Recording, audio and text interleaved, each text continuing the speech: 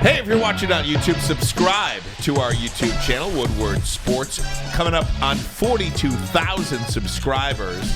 Hit the like button as well. Over 600 live viewers right now. Let's see if we can get to over 100 likes this segment. If you can't watch live, download our podcast. Leave a 5-star review.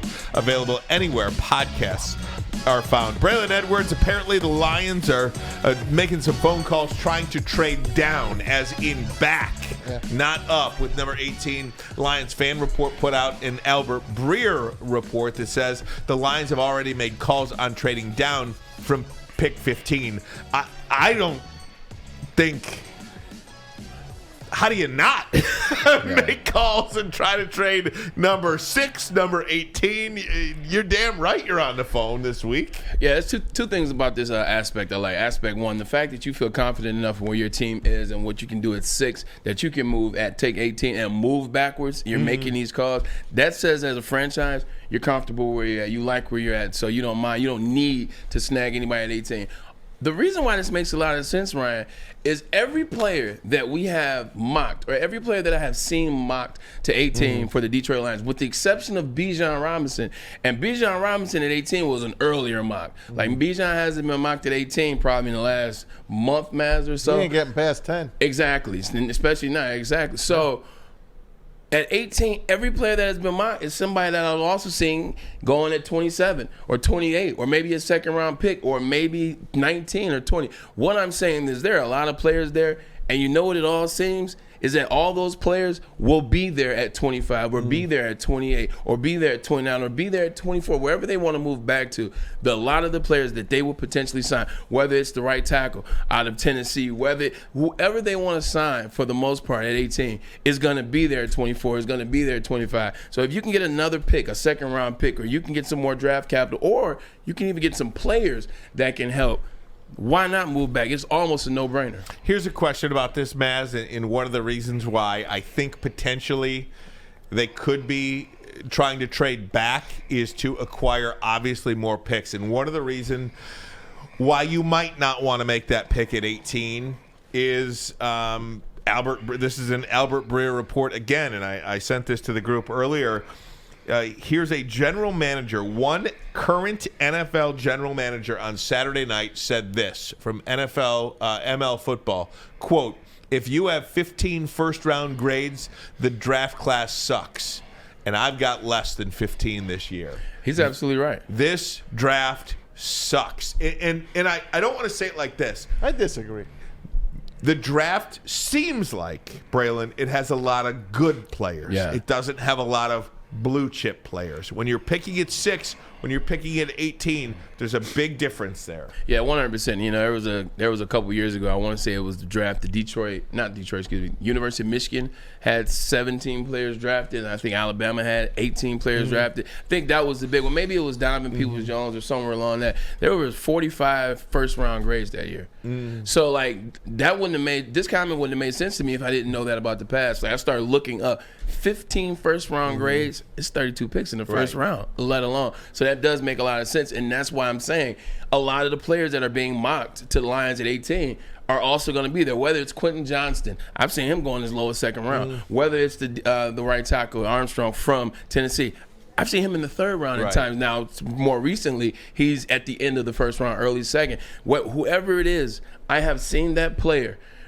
I've seen that player be 25th, be 26th, and not even be in the first round. So if you can move back, stay in the first round, maybe you take pick 26. Maybe you take pick 25. You can get a lot in return from moving from 18 to 26 in that 8th space. So I definitely see that as the smartest decision right now, unless they have it on good commission that a player that they really, really need is only going to be at 18, 19. This thing is getting murkier by the day. It's getting too good for the Lions. It's murkier. Because they've got Will Anderson. Some people got Will Anderson slipping.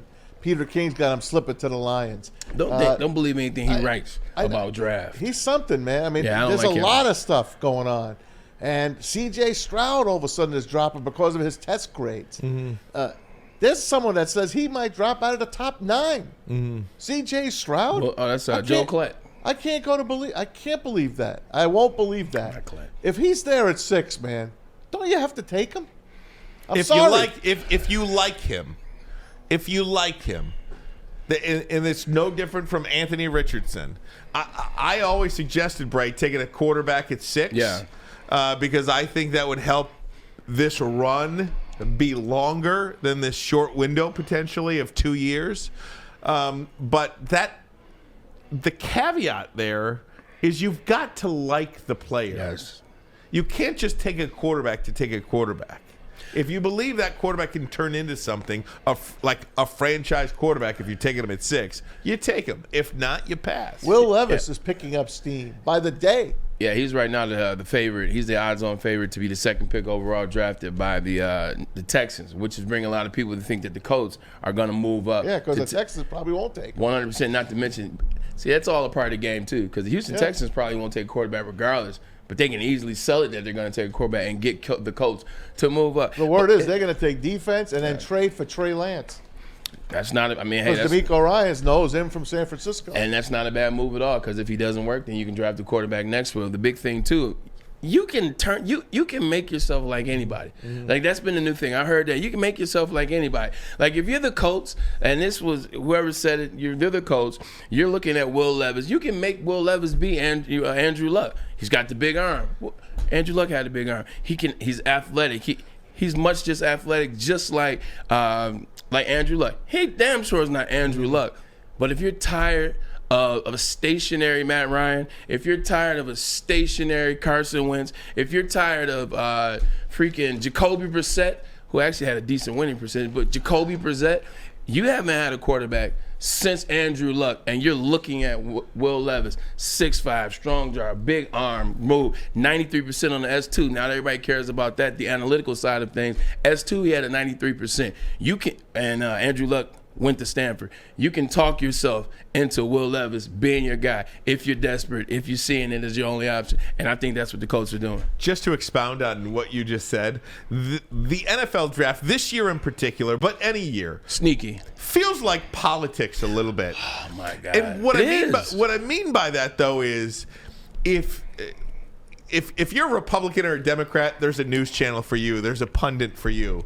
If you're a Will Levis guy, you're going to find somebody in this business like Mel Kiper that absolutely loves Will Levis. And if you don't like Will Levis, you're going to find a big name in this business that doesn't like Will Levis. Joe Klett. If you love Joe CJ Klett doesn't have Will Levis in the first round. Exactly. If you love CJ Stroud, you're going to have somebody tell you that CJ Stroud is going to be a franchise quarterback for the next 12 to 15 years. If you don't like CJ Stroud, then you're going to bring up all the Ohio State quarterbacks that haven't been successful in the NFL. Exactly. So no matter how you feel about any one of these players, there's going to be an echo chamber for you. You will have an analyst that you trust, that you see every day, that is for that player, and you're going to have an analyst that you see every day that is against that player. Orlovsky loves himself some A-Rich. And there are people that wouldn't have Anthony Richardson anywhere on their board. Yep. So I mean, it just feels like we're at that pendulum swinging part of the NFL draft. We've been doing this show now for almost 2 years. That probably is the best metaphor I've ever heard you use on the fly. That's right. It's 100% like politics. It's like, hey, I'm lobbying. Hey, this is why you draft this guy. What does that sound like? This is why you vote for this candidate. At the end of the day, you're 100% correct. But at the end of the day, you still got to watch the film. You still got to do the numbers, and I still see it. I don't know about Will Levis, but I like the Anthony Richardson stuff now, kind of, sort of. You see, you've been loving because Anthony Richardson. Somebody made you believe it. You like him, and we can't play it for you today. But Orlovsky goes on ESPN this morning, and I think Dan Orlovsky is. I just think he got the job at ESPN because of these video breakdowns that he did constantly on Twitter. He's phenomenal. He said, and I remember what he said because I watched it too today, Ryan. I'm gonna back you on this one because what Dan said in this particular moment actually make me be okay with taking Anthony Richardson. I'm gonna tell you what he said. He said, if you look at the structure in Carolina or Houston's coming along fast. Like what Houston did in turn, kind of like what the Detroit Lions did in turn. Like I don't want to give them too much credit because we have, so whatever, but they're turning their season around. Like Carolina is the same. Turned it around. Like they got things moving. They got the quarterback situation, the offensive coordinator down there. They got Frank Reich. They know what they're doing down there. So pretty much they're going to be able to groom anybody to be a decent quarterback, correct? He said, but the difference is it's the ceilings. Like I already know if I'm going to put Anthony Richardson in a situation with Frank Reich, he'll be a successful quarterback. Like he'll be good. He can be good. But the ceilings, he said, if Anthony Richardson is anything like we believe his projection to be, he will be not a good player. C.J. Stroud will be a good player if the projections are right. Anthony Richardson will be the best player on the field in most games that he steps into. And I just let that sit for a second and was like, damn, he's right. Like, there is a good situation there. He's going to at least have some type of success. What that success looks like, it may be winning the division, it may be getting to a Super Bowl. But if he's the projected form of himself, he's going to be the best player on the field. And usually the teams with the best players on the field, what do, Ryan? They win championships. This is the best place for him. I said it a million times. I don't give a damn. Go ahead, say what you want in the chat. This is the best team for Anthony Richardson, bar none. The Detroit Lions, no pressure, 2 years, sit behind Goff, win a couple playoff games, and then take off, kid. I give up. Well, for Anthony Richardson, I don't think there's any question that this is the best place for him.